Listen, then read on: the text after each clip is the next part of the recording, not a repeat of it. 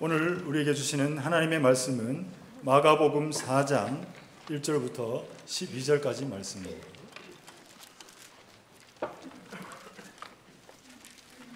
마가복음 4장 1절부터 12절 말씀, 제가 하나님의 말씀을 받들어 읽겠습니다. 예수께서 다시 바닷가에서 가르치시니 큰 무리가 모여들거늘 예수께서 바다에 떠 있는 배에 올라 앉으시고 온 무리는 바닷가 육지에 있더라.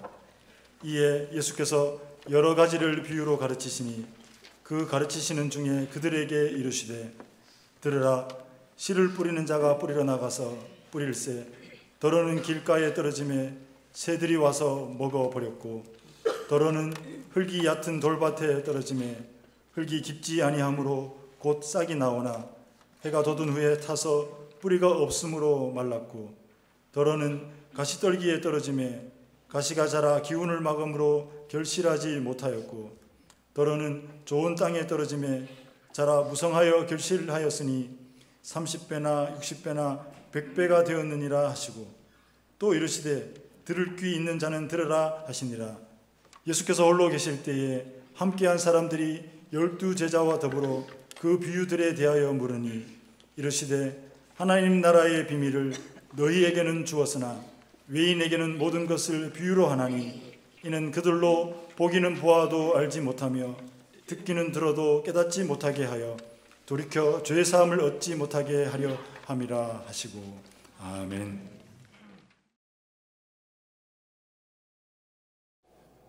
네, 성간의 찬양 너무 은혜스러운 찬양입니다. 감사합니다. 네, 어느 조그마한 교회에 전도를 열심히 하는 여집사 한 분이 계셨습니다. 그분이 자기 앞집에 있는 자매를 전도하지 못한 것이 늘 과제로 되어 있었는데, 드디어 그 앞집의 자매를 전도해서 교회로 인도하게 되었습니다. 그래서 교회 주일에 인도해가지고 목사님 앞에 나가서 목사님께 소개해드리고 등록도 하고 그랬습니다. 그 다음에 그 인도한 자매가 그 새로 나온 자매에게, 자매님, 이제는 자매님도 구원을 받았습니다 그랬어요. 그랬더니 그 자매가 하는 얘기가, 왜 하필 하나님은 주시려면 10원을 주시지 왜 구원을 주시냐고 그랬습니다. 그 인도한 그 자매가 뭐라고 얘기했는가 하면, 그 하나님은 우리들에게 뭘 주실 때, 좋은 걸 주실 때 반드시 10분의 1을 띄고 주신다고 그랬습니다. 제가 오늘 구원과 관련된 말씀을 드리려고 합니다. 여러분이 복음서를 읽어보시면은 예수님께서 세상에 오셔서 사역을 시작하실 때 그 첫 번째 그 메시지의 내용이 회개하라, 하나님 나라가 가까이 왔다, 또는 하나님 나라가 왔다, 현재와 또 오고 있는 진행형으로 말씀을 하셨다고 하는 걸 여러분들이 복음서에서 읽을 수가 있습니다. 그건 어떤 그 명령이라기보다는 그 초청의 말씀으로 우리가 받아들여야 됩니다. 예수님이 오심으로 인해서 예수님과 함께 하나님 나라가 왔습니다. 그리고 그 나라는 또 계속 오고 있다고 하는 그 초청의 말씀입니다.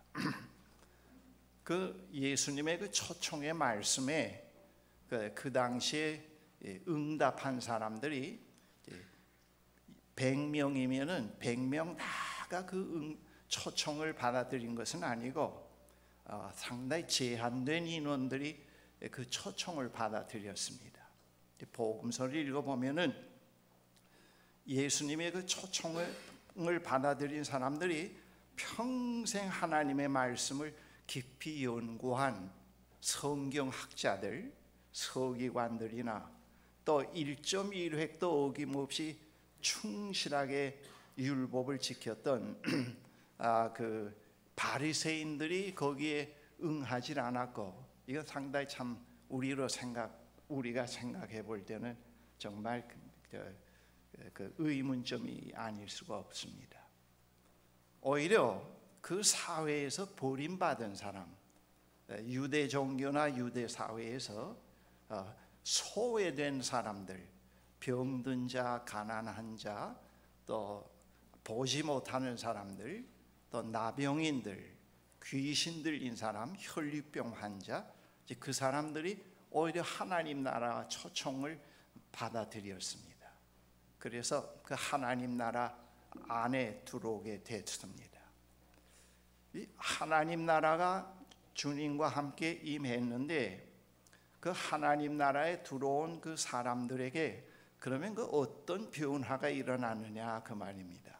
우리가 나라라고 할 때는 하나의 공간 개념으로, 통치 개념으로 이해할 수가 있는데 예수님과 함께 온 그 하나님 나라 초청에 응한 그 당시 그 소외된 사람들이 하나님 나라에 들어왔을 때, 그럼 그들에게 그 하나님 나라에 들어온 발을 들여놓은 다음에 그들의 삶의 구체적인 어떠한 그 변화의 사건이 일어났느냐 하는 것이 이제 우리가 생각해 볼, 놓치지 말아야 할 문제인데요. 거기에 새로운 이제 관계가 형성이 됐습니다. 복음서를 읽어보면은 그 초청에 응한 사람들이 하나님 나라에 발을 들여놓은 다음에 거기에는 이제 하나의 그 관계가 형성이 됐어요. 새로운 관계가 형성이 됐습니다. 하나님은 이제 사랑이시기 때문에 이 사랑은 관계를 형성합니다.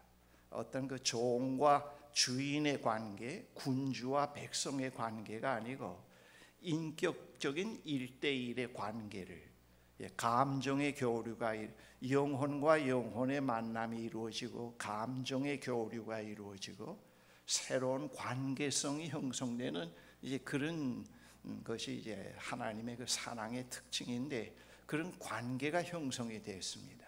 그들이 하나님 나라에 발을 들여놓은 다음에 하나님이 우리를 사랑하시는구나.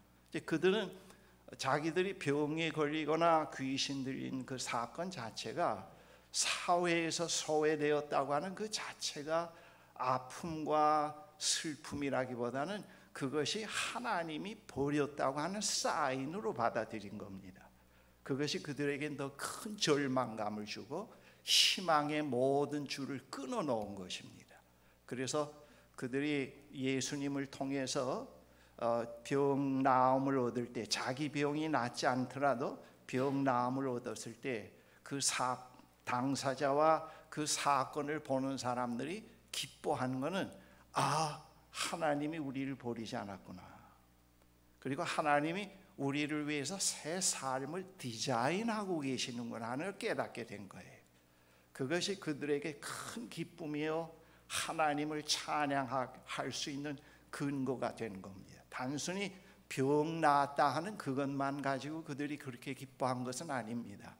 우리는 하나님이 포기한 사람, 하나님께로부터 정죄받은 사람이라고 생각했는데 우리는 하나님이 사랑하고 있는 사람이고 하나님이 지금까지 우리를 찾고 계셨고 기다리고 계신 대상이구나.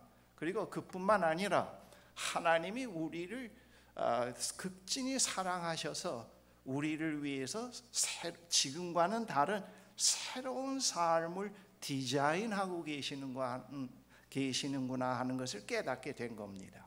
하나님과 관계가 형성이 되면서 그걸 알게 됐습니다. 우리는 이런 사람들이구나. 그 유대 종교에서 그 율법과의 관계에서는 그 하나님과 사랑의 관계라고 하는 건 그들이 거의 생각하지 못했습니다. 우리 인간은 그냥 하나님 앞에 그냥 기어가서 머리를 숙이고 그냥 하나님 어미하고 존엄하신 하나님을 이름도 잘 못 부르면서 그분을 예배해야 하는 그런 걸로 생각을 했는데, 예수님이 오시면서는 새로운 세계를 그들로 하여금 보게 만든 겁니다. 하나님이 우리를 사랑하시는구나. 그걸 깨닫게 된 거예요. 그리고 그들이 그 하나님 나라에 발을 들여놓은 다음에 그 새로운 관계가 하나님과 형성이 된 다음에 그건 하나의 어린아이의 첫 번째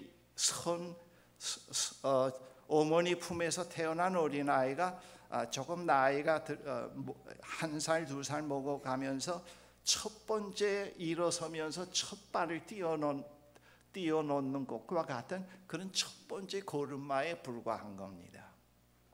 앞으로 이제 그들의 그런 새로운 관계 가운데서 살아가는 과정에는 상당한 문제들이 많이 있을 수 있습니다. 회의도 있을 수 있고 그 관계를 흐트러 놓을 수 있는 그런 위험도 있고요. 그리고 또 그들이 그 관계성 가운데서 어떻게 이 관계를 계속해서 성숙된 관계로 맺어갈 수 있을까 하는 그런 문제도 있습니다. 그러나 그 당시 사람들이 그런 문제를 인식은 못했습니다. 여기에 발을 들여놓고 새 관계 가운데 있는 우리들이 이제부터 앞으로 더 어떻게 해야 할 것인가에 대해서는 상당히 거기에 대해서 닫혀 있었던 사람들입니다. 그래서 예수님은 그 사실을 알고 있기 때문에 그들에게 이제 비유로 하나님 나라의 본질적인 특성이 무엇이고 이 나라의 백성으로서 이제 살아가는 데는 어떤 그 문제들이 돌발할 수 있고 그리고 이 관계가 성숙된 관계로 이루어져 가기 위해서는 어떤 일이 있어야 된다는 것을 그들에게 비유를 통해서 자꾸 말씀해 주신 겁니다. 오늘 본문에도 있습니다만은 이 비유는 하나님 나라에 발을 들여놓지 못한 밖에 있는 사람들, 이방인이 아닙니다. 이방인이나 유대인 다 포함한 겁니다. 밖에 있는 사람들을 위한 말씀이 아니고 이미 발을 들여놓은 사람들을 더 하나님 나라로 깊은 곳으로 인도하기 위한 말씀입니다. 오늘 그 이사야서 말씀의 인용에도 그것이 나타나 있습니다. 제자들이 예수님에게 왜 우리들에게 비유로 말씀하십니까? 저들에게는 왜 우리와 같이 그렇게 말씀하시지 않습니까? 그렇게 질문했을 때 예수님께서 뭐라고 말씀하셨는가 하면은 저 외인들, 다시 번역하면 저 밖에 있는 사람들에게는 하나님 나라의 비밀이 닫혀져 있다 그랬습니다. 항상 수수께끼로 되어 있다. 비유의 그 신비와 그 수수께끼가 풀리지 않는다. 그렇게 말씀했습니다. 그리고 너희에게는 하나님 나라의 비밀이 열려 있다. 그렇게 말씀했습니다. 예수님은 이 비유를 통해서 하나님 나라 백성으로서 30배, 60배, 100배의 성숙으로 갈 수 있는 그런 것이 필요하다는 걸 잘 알았습니다. 이 하나님 나라의 백성은 성숙이 안 되면은 들어와서 살아가는 그 삶이 자꾸 무의미성에 빠집니다. 그리고 효력을 발생하지 못합니다. 여기서 30배, 60배라는 말씀은 한순간에 어느 인생의 청년기면 청년기 한 계절에 확 피는 것이 아니고 백성으로서 발을 들여놓은 이후에는 평생 되어가야 하는 과정에서 이루어지는 것을 얘기하고 있습니다. 이 30배, 100, 60배, 100배라는 건 우리 그런 걸로 받아들여야 됩니다. 이 하나님 나라에 들어온 사람들, 그 관계 가운데 들어온 사람들은 계속해서 30배, 60배, 100배의 결실로 올라가야 되는데 그러기 위해서는 상당한 시간이 걸리고 인내가 필요하고 거기에 대한 이해가 필요합니다. 이 하나님 나라는 이론이라기보다는 체험적인 겁니다. 경험적인 것을 말합니다.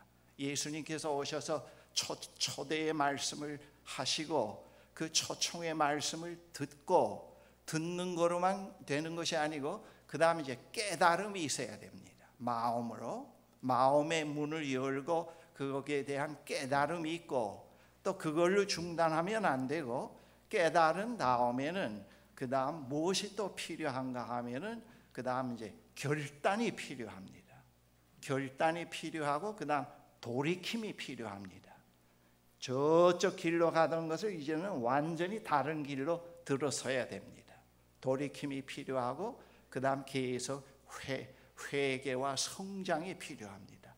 그래서 예수님의 비유에 가장 기본적인 단어가 빠지지 않는 단어가 두 개가 있습니다.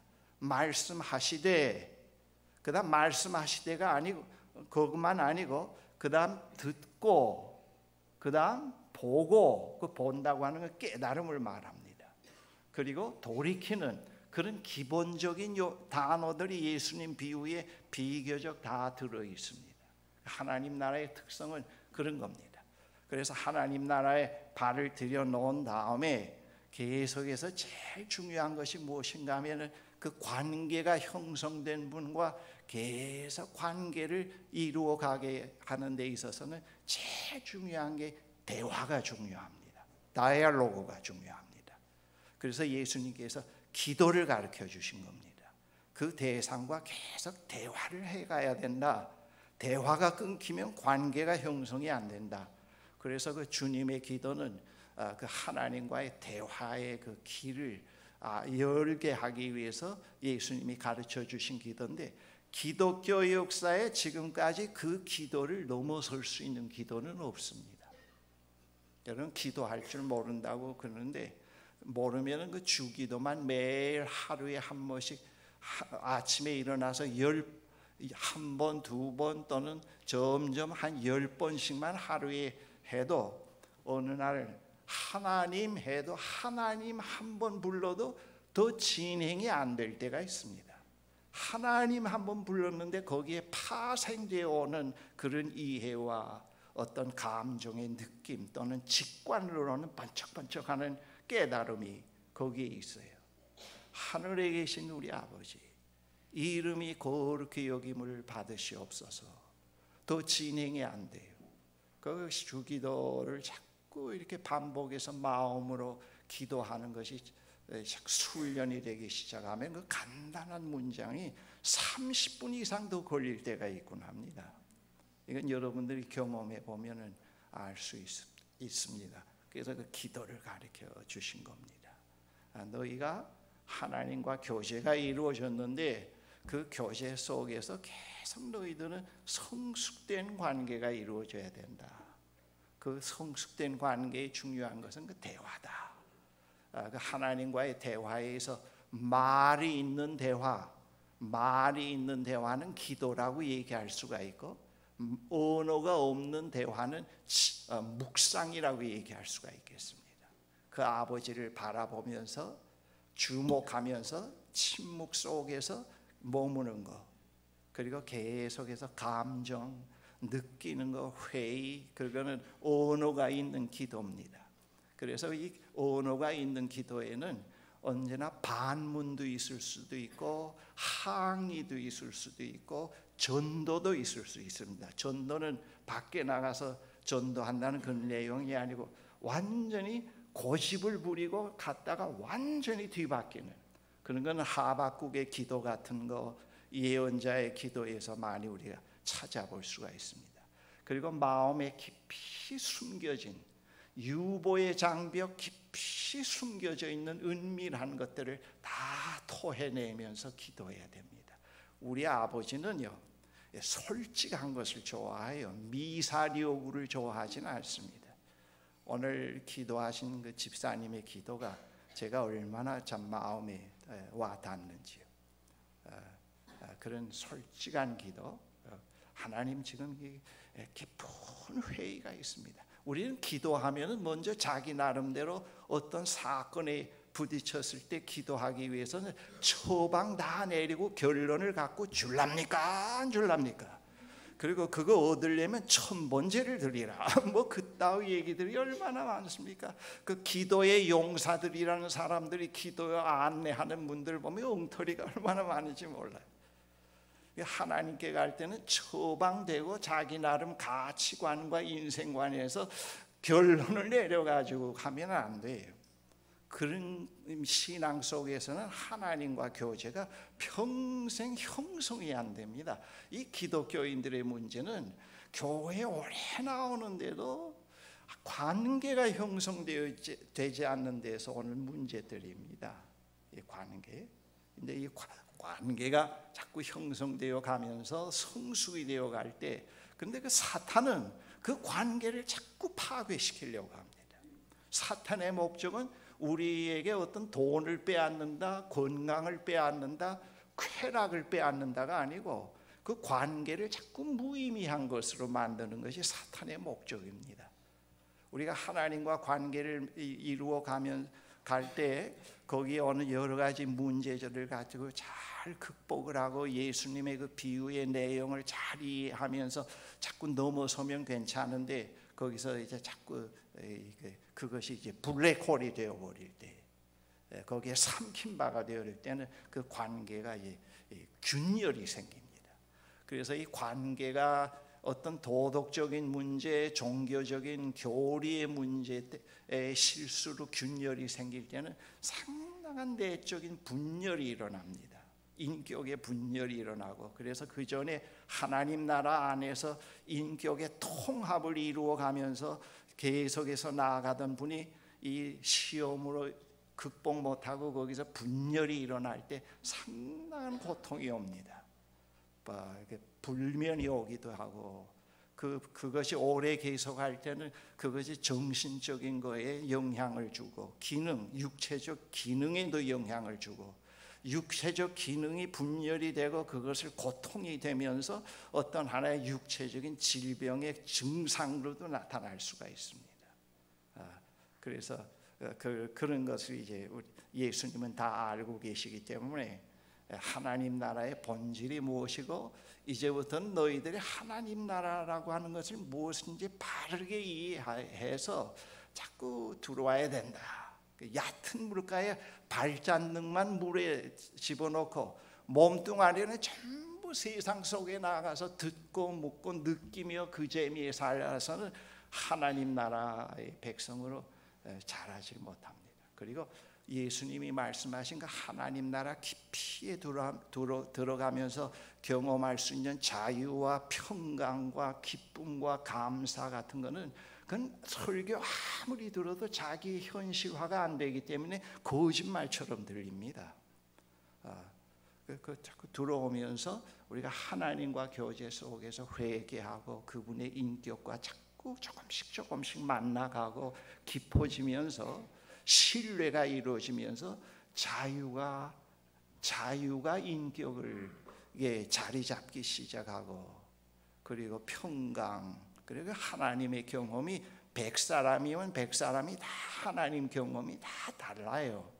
그런데 100사람이 하나님 경험에서 공통적으로 드러나는 것이 있는데, 그건 무엇인가 하면 자유함, 오기가 아니고 내면 깊이의 자유함, 그리고 감사, 그리고 기쁨, 그리고 희망, 그것이 이제 하나님 경험으로 나타납니다. 자기 경험, 하나님과 교제 속에서. 그거는 성서에서도 보여주고 있고, 기독교 역사의 그 유명한 하나님과 깊은 교제 속에서 살던 성인들의 생애에서 공통적으로 나타나 있습니다. 그리고 자기를 극복하고 넘어서는 그런 자기 초월 문제들, 그런 것들이 이제 하나님 경험으로 나타납니다. 오늘 비유에서도 예수님이 이미 하나님 나라에 들어온 분들을 향해서 하나님 나라는 이렇다 얘기를 합니다. 근데 이 비유는 상당히 중요한 걸 얘기를 합니다. 농부가 밭에 나가서 씨를 뿌렸다 그랬습니다. 여러분, 그 씨 뿌렸다고 하는 그 밭을 이런 개념으로 한번 생각해 보십시다. 그 넓은 초원인데요, 그리고 모래가 있고 또 얇은 흙이 거기에 섞여 있습니다. 그런데 거기에는 아무것도 없어요. 밭 갈 필요도 없습니다. 그런데 이스라엘 백성들이 살던 그 팔레스타인에서는 밀이나 보리를 뿌릴 때 시기가 10월이거든요. 10월인데, 그리고 10월에 뿌리고 4월에 추수를 하고, 4월부터 10월까지는 또 그게 그대로 공백으로 있습니다. 공백으로 있는 기간 동안에 그 밀 뿌렸던 밭, 볼이 뿌렸던 밭의 한 구덩이나 또 가운데 길이 생기곤 합니다. 낙타가 지나가고 사람들이 지나가고 이제 그래요. 그런 것을 우리가 상상해 볼 수 있습니다. 그런 땅을 소유한 그 농부가 10월에 밀 씨앗을 가지고 가서 뿌렸어요. 막 뿌렸습니다. 뭐 밭을 갈 필요도 없죠. 뿌렸습니다. 근데 10월 지나가고 11월이 들어서면서 점점 밀들이 자라는데요. 어떤 밀은 아예 씨도 안 난 밀이 있어요. 가만 보니까 거기에 4월에서 10월까지 사람들이 짐승들이 다니는 거라고 말이에요. 길가라는 개념을 우리가 그렇게 받아들이면 틀림없습니다. 그리고 혹시 그 길이 이미 나 있는 그 옆 구덩이로 볼 수도 있겠습니다. 안 났어요. 그다음 또 하나는 밀을 뿌렸는데 그 처음 뿌리던 시간에는 아무것도 안 보였는데 조금 자라다가 다 노랗게 죽는단 말이에요. 그래서 농부가 가서 그 땅을 파보니까 한 10cm 이상 들어가 보니까 바위란 말이에요. 전부 다. 자갈밭이 아니고 바위를 말합니다. 여기 돌밭이라는. 그러니까 그 뿌리가 조금 물기 있을 때 자라다가 싹이 났다가 보면 말라버린단 말이에요. 그다음 또 한 군데 가보니까 그 밀과 함께 뿌리지도 않았는데 엉겅퀴들이 나고 있단 말입니다. 보니까 그 땅 속에 숨어 있었던 것들이 밀씨와 함께 이렇게 나게 됐습니다. 그러면서 이 밀을 갖다가 이렇게 자라지 못하게 만들었습니다. 그런데 이쪽 한쪽 구덩이의 밀은 싹싹 자랍니다. 보기 좋게.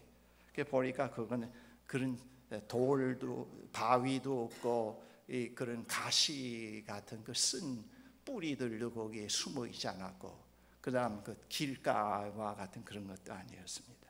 예수님은 이 밭의 유형은 뭘 얘기하는가 하면은 하나님 나라에 들어온 사람들이 하나님 나라 백성으로 살아가면서 그 자기들을 위해서 희망을 디자인하고 계시는 하나님 나라로 계속 초청하고 있는 하나님을 향한 그 반응을 얘기한 겁니다. 반응을. 지난 주간에 제가 영어 단어 하나 쓴 게 있죠. 리프렉션을 말합니다. 반응을. 여러분 처음에 씨를 뿌렸을 때는 똑같았습니다. 그런데 그 다음에 종류가 4종류로 이렇게 구분이 되는 건 씨와의 관계가 형성돼서 그렇게 드러난 겁니다. 그 씨가 뿌려지지 않았더라면 그런 것들이 드러나지 않는데, 그 씨가 뿌려지고 나서 씨와 관계에서 이것은 길가, 이것은 돌짝밭, 이것은 하나의 엉겅퀴가 있는 밭이라는 게 드러나고, 그 다음 그러한 것들이 없는 좋은 땅에서는 밀이 잘 드러난 겁니다. 예수님은 이 비유를 통해서 바로 그걸 말해 줍니다. 이 하나님 나라에 들어왔지만은 이 들어온 사람들에게 있어서 장애물들이 있다 하는 겁니다. 그 장애물들이 있는데 그 장애물들 때문에 반응이 제대로 되지 않을 때는 이런 유형이 되어진다. 그러나 반응이 제대로 잘 되면은 이렇게 된다는 걸 예수님이 말씀하시려고 합니다.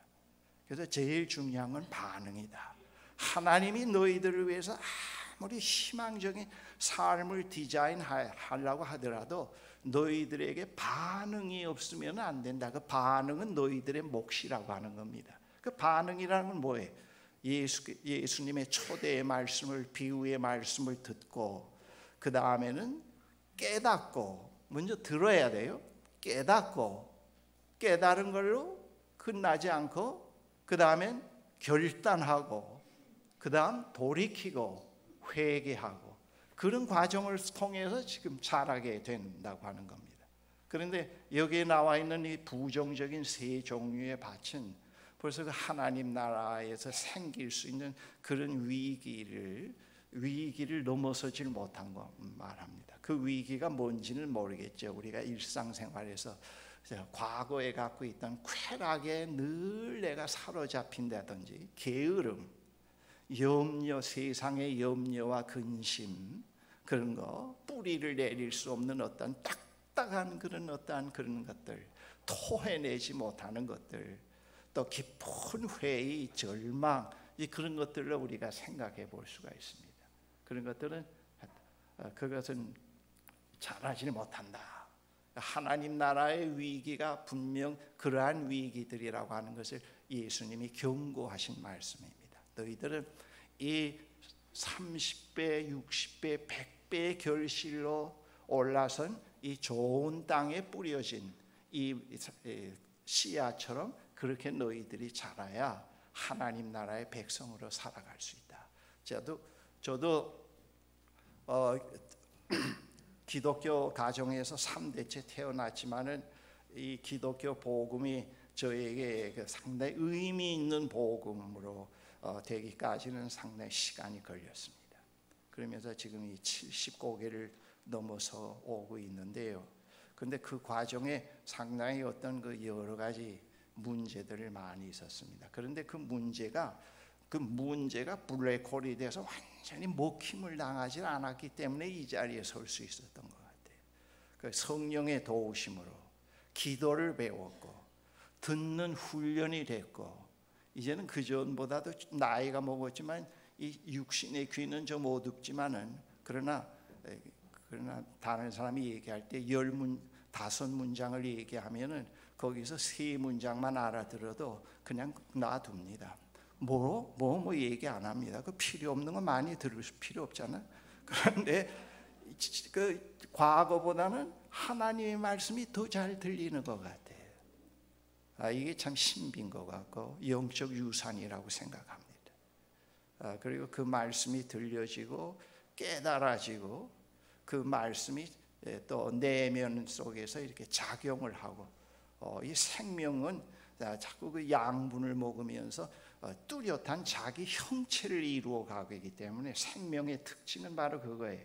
좋은 영양분을 먹을수록 자기 형체를 유지해 갔는데 그 형체가 술로 계속 먹으면 이그러진 형체가 되겠죠. 쾌락을 먹고 살면 그렇게 되겠고, 근데 하나님의 나라의 말씀을 듣고 살면은 그 생명의 양식을 먹고 살면은 그 본래 그 하나님의 희망 속에 있는 그 생명의 형체가 자꾸 나타난다. 이 생명은 자기 형체를 갖고 있으니까. 밀씨, 사과씨 같은 거 다 자기 씨가 형체가 있잖아요. 드러나는데 제가 그 위기를 많이 겪었습니다. 위기를 많이 겪었는데 그 위기를 겪으면서도 또 주님의 도우심으로 일어서고 하면서 지금 이 정도 왔지 않았는가. 거기에 응답이 있었지 않았는가. 지금 와서 보면 그 응답도 제 힘으로 된 것이 아니고 하나님이 도와서 응답이 가능했던 것 같아요. 그러니까 지금까지 온 게 하나님의 은혜구나 생각을 해요. 자랑할 것이 없어요. 그리고 남은 생도 그분이 나를 끝까지 인도해 주실 거라 하는 믿음이 더 그분에게 대해서 생기게 돼요. 업적을 나팔불질 않고요. 그리고 겸허해지고 거기서 겸손이 오는 것 같아요. 그리고 두렵고 떨림이 오는 것 같고, 그래서 그분에 대한 신뢰가 자꾸 생기는데, 나이가 먹어가면서 하나 보증은 그분이 나를 끝까지 버리지 않을 거다. 그분이 나를 끝까지 그쪽으로 인도해 갈 거다. 그걸 이제 믿음이 자꾸 생기니까 말이죠. 확신이 생기고 그분에 대한 신뢰가 생기기 시작을 하니까 이것이 얼마나 좋은지요. 그게 참 좋은 것 같아요. 그게 보증이고, 이 하나님 나라에 발을 들여놓고 하나님과의 교제를 해가면서 그 교제가 깊어가면서 자꾸 말씀의 초청을 받아들이고 이해를 해가면서 또 어떤 파생적인 결과가 일어나는가 하면 자기와의 화해가 일어나기 시작해요. 열등감, 상처 때문에 남의 칭찬도 못 받아들이고 항상 마음을 닫고 삶을 보는 것들이 삐딱하고 이제 그런 것들이 저의 성장 과정에서도 있었는데, 그리고 모든 건 자꾸 감추고 그저 좋은 것만 자꾸 내세우려고 하니까 얼마나 그 생이 고달퍼요. 진정으로 그 어두운 거, 찌꺼기 같은 거, 지저분한 게 난데 그걸 늘 감추고 얼마 안 되는 좋은 것만 내보이려니까 좋은 건 없잖아요. 그러니까 자꾸 만든다고요. 그러니까 만들어서 하는 걸 보고 사람들은 또 군자라고 하더라고요. 그러니까 내면은 그대로 있는데, 그러니까 저도 이제 고등학교 때 자꾸 그렇게 만드는 법을 배워서 사람들에게 한때 군자라는 얘기를 들었다고요. 이래봬도 소시의 군자했던 사람이랍니다. 근데 그 내면은 참 힘들어요. 근데 그렇게 갔다가 이제 40이나 100, 뭐 90에 나서 죽게 되면은 의식이 약화될 때는 그게 송두리째 드러나서 흉측한 인간으로 노출될 수 있잖아요. 그렇지? 이게 생각만 해도 등골이 옥상해져요. 그럴 수 있잖아요. 그런데 이게 화해를 배우니까 그 화해 속에서 자꾸 하나님께 진솔하게 토해내고 그분의 치유의 손을 받아들이고, 성경에는 하나님이 손도 있고 눈도 있고 귀도 있고 한 인격으로 표현됐는데, 그거는 예수님이 오심으로 인해서 그대로 하나님은 이런 분이라는 걸 보여주셨습니다. 한 인격으로 오셨거든. 어느 짐승으로 온 거나 곤충으로 오지 않고 오셔서 그걸 보여주신 겁니다. 그래서 또 관계가 가능합니다. 그래서 거기서 이제 치유되기 시작을 하고 새로운 희망이 생기고, 이게 참 그 자기와 화해의 삶이 시간은 좀 걸려요. 그 상처 치유 같은 것도 자기가 발견이 돼서 상처에 입 맞추고 받아들이고 자기의 일부분으로, 그 전에는 내가 아니라는 거 자꾸 거부했던 걸 자꾸 받아들이기 시작하고 나와 친해지기 시작하고, 이 나는 상당히 지저분하고 어두운데 그건 내 안에서도 자리를 못하고 또 교회 가서도 드러내지 못하니까 추방이 되고, 그 진정한 나는 항상 떠돌이거든. 나에게도 집이 없고 밖에도 집이 없고. 그런데 그 지저분한 나, 상처 입은 나를 하나님 안에서 발견하기 시작을 하면서는 그걸 나의 일부분으로 품기 시작을 하니까 그때부터 치유가 되기 시작하는 걸 경험해 갈 수가 있습니다. 너 영수야, 그동안 얼마나 외로웠니? 너는 나에게서도 편안히 있을 데가 없었고 밖에 나가서도 남에게 보이지 않으려고 또 내가 있을 자리가 없었고, 이제는 너는 평생 죽을 때까지 내가 너와 친구가 될게, 어머니처럼 너를 잘 양육해 줄게 하면서 출발이 되니까 평강이 자리하기 시작을 하더라고요. 그리고 하나하나 변화가 오기 시작하는 걸 경험을 했습니다. 지금도 하고 있고요. 지금도 어떤 그 부정적인 면이 가끔 드러날 때는 사탄이 했다, 뭐 다른 형제 자매가 나를 화나게 했다 그러질 않고, 이것이 하나님 저의 일부분입니다. 이런 저를 하나님이 아직까지 놓치지 않고 붙들어 주시고 인도해 주시니 감사합니다 하고 일어나요. 그전엔 그런 부정적인 건 보이면은 또 내가 아니라고 사람들에게 거품을 물고 변명을 한다고 해요. 근데 이제는 변명을 안 하니까 얼마나 편한지. 그 변명 자꾸 하는 것도 참 힘들더라고요. 또 필요도 없고 그런 거 사람들에게 뭐 얘기해야 뭐 하고 있어요. 그 전에 관계가 얼마나 허구와 거짓에서 놀아났다는 게 자꾸 드러나기 시작을 합니다. 예민했던 것, 두려웠던 것, 또 빨리 해결해야 될 문제들이 거의 두려움과 공포 속에서 온다는 것을 많이 하게 되니까 거기서 빠져나오기 시작하니까 거짓이 무엇이고 허구가 뭔가, 그리고 그 권력을 쥔 자들의 허세, 또 하나의 그들의 거짓말, 그런 또 하나의 그런 힘의 자랑 같은 것이 자꾸 이 거짓이라는 거 보이고 진실이 아니라는 거, 실제가 없다는 걸 보이기 시작하니까 거기서 이제 담대성이 오고 있는 것 같아요. 그 전에는 믿지 않아야 될 것들을 얼마나 믿고 살았는지요. 그러니까 하나님이 계실 자리가 없잖아. 그리고 그 믿지 못할 것들을 갖다 믿으면서 오는 두려움과 그런 걸 하나님을 끌어들여서 자꾸 도와달라고 하니까 하나님을 이용해 먹었단 말이에요. 근데 지금 와서 돌이켜보면 그 하나님은 이용당하는 분이 아니라고요. 우리에게 이용당하는 하나님이면 그건 믿을 필요도 없다고 해요. 재물 갖다 바치고 항상 등 긁어주고 필요할 때마다 자꾸 아부를 떨면 히히 웃으면서 뭐 해줄까 하면은 그 뭐 그런 하나님 뭘 믿어요? 그 하나님은 창조주 하나님이 아니거든. 예. 그러면서 이 화해가 이루어지고 치유가 되니까 상당히 좋은 것 같아요. 그리고 인격 형성이 지난주에도 얘기했지만 똑같은 임영수인데도 10년, 20년 지난 다음에 캐릭터가 많이 바뀌는 것 같아요. 지난주에 주간에 35년 전에 목회했던 교회에서 오라고 해서 집회를 한 3일 동안 주일 예배부터 했는데 저녁 시간에 35년 전에 봤던 장로님 권사님들이 형제자매들이 다 똑같아요. 그전하고 그분들도 나를 볼 때 아이고 똑같네요 그래요. 그래서 제가 그 똑같다는 말이 내가 그때도 이렇게 늙었다고 하는 거고 그러지 않으면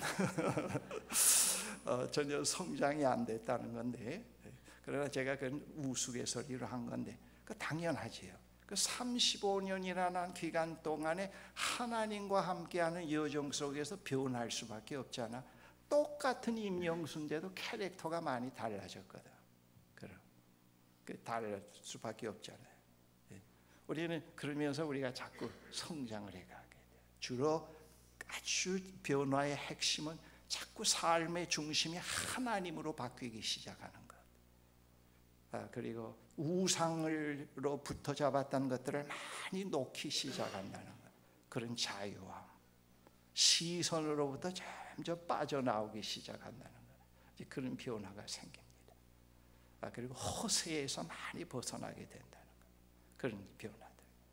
그리고 감사가, 은근한 감사가 인격 깊은 밑바닥에 자리하기 시작한다는 것. 그런 것들이 있습니다. 그러니까 그것만 아니에요. 이건 실제적인 이야기들을 합니다. 여러분들 형제자매들과 관계가 많이 개선이 돼요. 지금 이 공동생활하면서도 그 하나님 안에서 그런 그 관계의 변화를 통해서 왔기 때문에 이 공동생활이 얼마나 좋은지 몰라요. 그 변화가 이루어지지 않았으면은 그저 조그만 말에도 상처 있고 오해가 있고 그렇게 되고 그렇게 됐는데 그것이 없으니까 얼마나 좋은지요. 그래서 이 공동생활 같이 하러 처음에 들어왔던 분들은 상당히 예민해서 조그만 일에도 교회에서 이 주일에 한 번씩을 볼 때는 다 성인과 성녀지요. 그리고 자기도 착각한다고요. 그런데 그 공동생활에 들어와 보면은 엉뚱하게 나타나니까 거기서 두 반응이 나와요. 저 사람이 나빠서 내가 이렇다. 이게 나쁜 놈들만 있구나, 나가야 되겠다 해서 나가는 사람도 있고, 들어와서 자기의 모습을 보기 시작을 하면서 1개월, 2개월, 3개월 견뎌내면서 적응을 해가는 사람도 있고, 그런 것이 있어요. 이 관계성이 많이 바뀌어요. 왜냐하면은 그 자존감이 형성이 되니까 그런 것 같아요. 하나님이 나를 사랑한다. 자랑할 것, 학벌도 뭐 가문도 뭐 또 저게 잘생기지도 못했잖아요. 이 젊을 때는 지금보다 더 형편없다고요. 지금 내가 좀 미남이라고요. 얼굴은 시커매도 지금 나는 미남이라고 생각하거든. 그런데 그런 것들, 이 자존감이 있으니까 하나님이 나를 사랑한다. 나는 하나님 부활의 주님과 함께 새 인생의 삶의 도상에서 살아가고 있다는 거, 이런 것들이 상당히 삶의 어떤 그 기반을 바르게 세우게 만드는 것 같아요. 헛된 자랑에서 많이 벗어나게 하고 그런 것 같아요. 그래서 그러면서 관계가 상당히 신실한 관계로, 인격적 관계로, 이 아내의 관계도 결혼 초기와 지금과는 많이 바뀐 것 같아요. 그때는 결혼 초기에는 제 문제를 다 얘기해도 나를 행복해 주기를 할 수 있는 대상이라고 했는데 결혼해 보니까 그게 아니에요. 내가 속은 것 같아요. 또 내 아내는 결혼해 보니까 저 남자하고 결혼하면은 내 내면의 문제와 행복의 문제가 해결될 거라고 생각한 것 같아요. 서로가 속았죠. 서로가 속았다는 걸 솔직히 얘기하고 고백하면서 살아왔기 때문에 세워지지 않은 것 같아요. 그러지 않았다면은 속아서 결혼했다, 또 내 아내는 속아서 결혼했다 그랬을 거 아니에요. 그런데 그것도 이제 그 하나의 예를 이제 제가 이제 유머로 드는 겁니다. 그렇게 해서 바뀌게 돼요. 그러면서 이렇게 하나님 나라가 백성을 위해서 30배, 60배, 100배의 결실로 가는데, 이것은 아마 제가 이 세상의 인생의 여정을 마치는 순간에 이런 여정이 끝날 것 같습니다. 그리고 하나님 쪽으로 갈 수 있다. 예수님의 비유는 바로 그런 비유예요. 너희들이 일단 들어왔지만은 그 얕은 물가에서 그 발등만 적시면서 생활해 가려고 하면은 이 하나님 나라는 완전히 무의미한 것이 된다. 무익한 것이 된다. 이거는 정말 돈으로 살 수 없는 거란다. 그리고 이것이 이 진주를 돼지에게 던진 격이 되면 안 된다. 손해 보는 건 너희들이다. 예수님이 말씀하신 거예요. 그래서 이 하나님 나라가 어떤 거라는 거, 이건 상당한 모험이 뒤따르면서도 위험이 있는 그런 것인데, 그 모든 위험이 블랙홀이 되지 않고 더 30배, 60배로 성장하는 디딤돌로, 걸음으로 너희들이 삼는 훈련을 해가야 된다.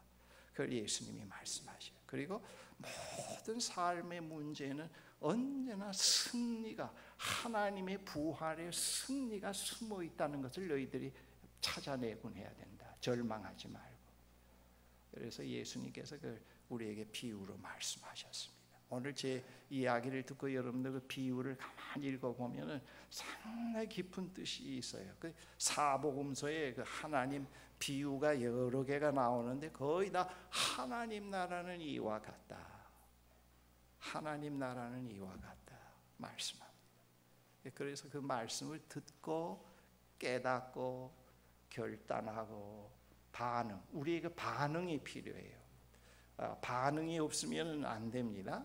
반응이 필요한데 그 반응은 상당히 신실함이, 오늘도 여러분들이 한 주간 살다가 다 중단하고 이 자리에 나온 것 하나의 반응입니다.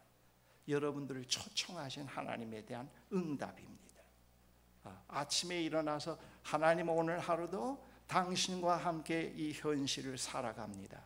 당신이 저에게 대해서 무엇을 기대하십니까? 말씀하옵소서 하고 응답을 합니다. 그래서 우리는 늘 그런 자세로 서면서 하나님께 응답해가는 그런 신실성을 길러야 돼요. 이 신앙생활에 제일 중요한 것은 정직과 신실성입니다. 이 정직이라는 말은 윤리적인 차원을 넘어서서 하나의 그 거짓된 합리화, 남에게 자꾸 책임 전가, 그런 것을 넘어서는 걸 말합니다. 그런 정직성을 말합니다. 그게 필요해요. 그래서 이렇게 여러분들이 이 말씀을 믿으면 됩니다. 믿어야 돼요. 믿고 순종하라는 말은 이 핵심적인 내용을 받아들이는 걸 말합니다.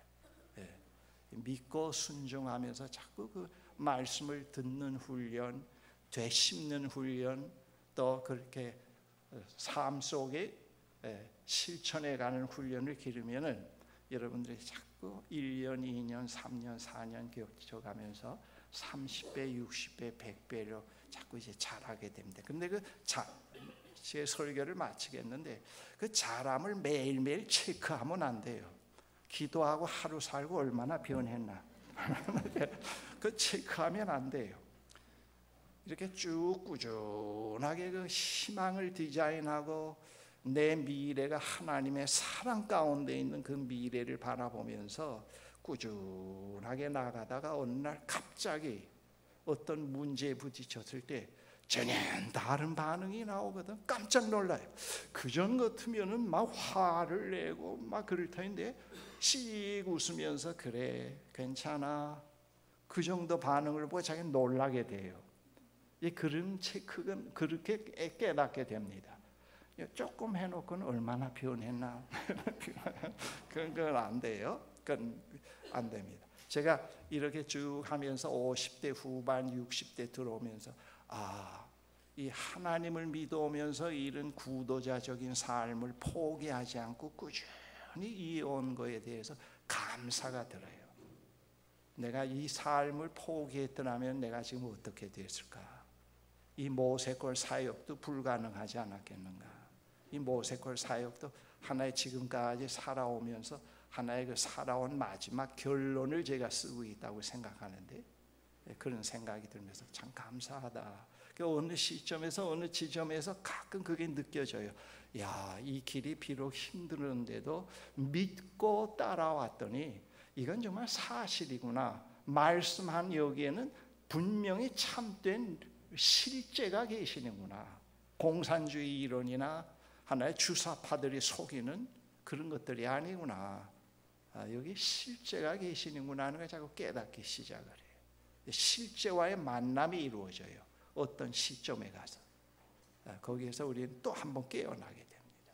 여러분, 상당히 중요한 나라로 여러분들 초대받은 사람입니다. 얼마나 귀한 자리에 있는지 모릅니다. 근데 이것을 돼지에게 던진 진주가 되면 안 되고, 그리고 길가, 돌짝밭, 또 그다음 뭐가 있어요? 가시덤불, 그런 걸로 되면 안 돼요. 그런 위기가 있다는 것을 현실적으로 받아들여야 돼요. 먼저 시인해야 됩니다. 그러면서 그것을 넘어서려면 우린 주님의 말씀, 인도를 받아들여야 됩니다. 그분이 언제나 말씀으로 우리에게 찾아와서 그걸 넘어서게 만듭니다. 그래서 여기 좋은 옥토에 뿌려져서 30배, 60배 결실된 곡식단 추수때에 거두어진다고 했을 때, 그거는 모든 위기를 넘어선 걸 말합니다. 위기를 넘어선 것. 초기부터 그런 위기가 전혀 없는 데서 되어졌다는 말이 아닙니다. 그렇게 이해하면 이 성경을 잘못 이해하는 겁니다. 그 위기를 다 넘어선 겁니다. 그 넘어서고 나니까 지옥이나 허무가 아니고 거기에는 실제자가 계십니다. 참된 분이 계십니다. 그래서 우리는 그분을 더 찬양하게 되고 기뻐하게 되는 겁니다. 삶이 이런 삶으로 가다가 거기에 공이 있다, 그게 유토피아다, 거기 깊은 지옥의 나락이 끝이다, 무덤이 끝이라고 하면 이거 왜 믿겠어요? 나는 완전히 사기꾼입니다. 어떤 의미에서는. 그거 왜 믿어요? 근데 그게 아니에요. 우리는 하나님의 말씀은 그래서 신실하고 참됩니다. 그래서 우리는 그 말씀을 믿고 붙잡아야 돼요. 그리고 자꾸 그 말씀에 의존해서 살아가는 훈련을 우리가 해가야 됩니다. 기도하십시다.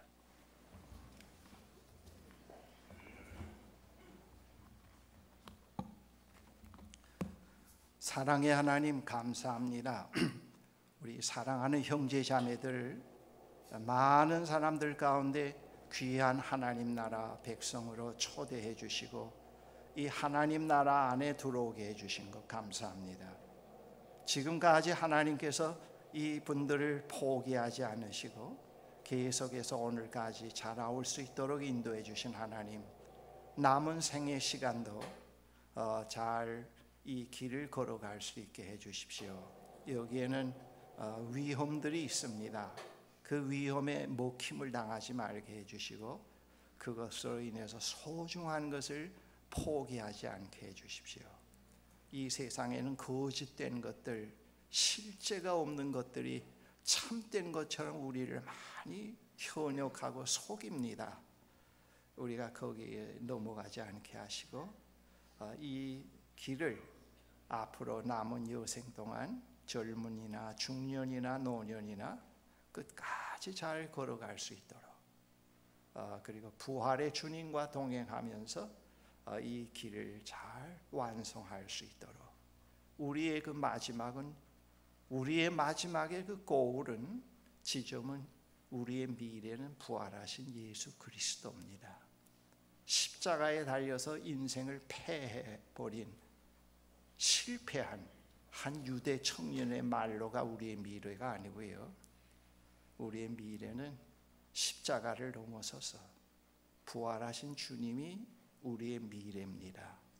늘 부활하신 주님을 새기게 하시고 주님과 동행하는 삶을 살면서 승리할 수 있게 인도해 주십시오.